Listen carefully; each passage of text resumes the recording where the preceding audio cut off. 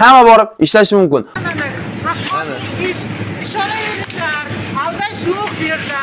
Pulingizni mana kecha ishladik, mana bugun oldik. Da, hammasi o'z vaqtida, to'g'rimi? Ish qiyin emas, to'g'rimi? Nima ishdan iborat? Yosh bolani ishi. Nima? Og'irligi bir 300 gramm bo'lsa kerak-a bular. Mana qog'ozchasini solyapmiz, korobkaga joylayapmiz. Bo'ldi, Ha, upakovka qilib tikasizlar. Интервью? Да, интервью, да. Телеканал. Yo'q, bu yerda Просто o'quvchi odam uchun qiyin. Aha, da, nochnoy, da. Ko'p uxlaydigan odam uchun qiyin. Da, bu yerda uxlamaydigan odamlar uchun xuddi bilinmasdan o'tib ketyapti. Ish yengil, yaxshi.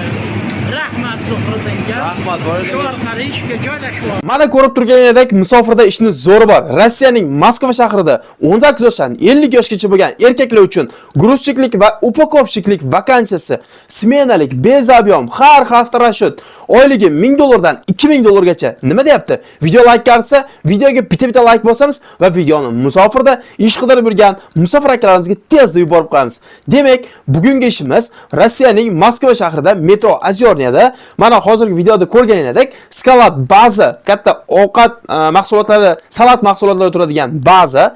Bu yerga salat tayyor mahsulot sifatida keladi. Sizlar buni shunchaki korobkalarga upakovka qilib, fasovka qilib jo'natib olishinglar kerak xolos. Ya'ni qaysidir magazinga nechtadir, yana qaysiga nechtadir. Xolos ish o'rgatiladi. Ishni glavniysi shu Moskva yoki oblast patent bo'lishi shart. Bez dokument olmaydi. Faqat ofitsialniy ish bo'ladi. Ishimiz den-noch 11 soat, ya'niki xohlagan den, xohlagan nochda ishlaydi. Bir hafta ishlaysiz, keyingi hafta oylik olasiz. Xo'p, smenasi 3400 dan yotoq registratsiya borib kelish forma bepul bo'lsa, agar yo'q, menda Zuhriddin yotog'im bor, qatnab ishlab kelaveraman, Moskvaning sentrida ekan degan bo'lsangiz, unda sizga 3400 emas, 3800 rubl kuniga yoziladi. Ya'ni 400 rubl bonus sifatida sizga yana har kunlik qo'shib beriladi. Chunki siz yotoqda yotmaysiz, registratsiyani qildirmaysiz. Agar o'sha yotoq registratsiyasi bilan keladigan bo'lsalar, bemalol smenasiga 3400, bu ham 102 rubl oylik, hozirgi kunda $1200 to'g'ri keladi.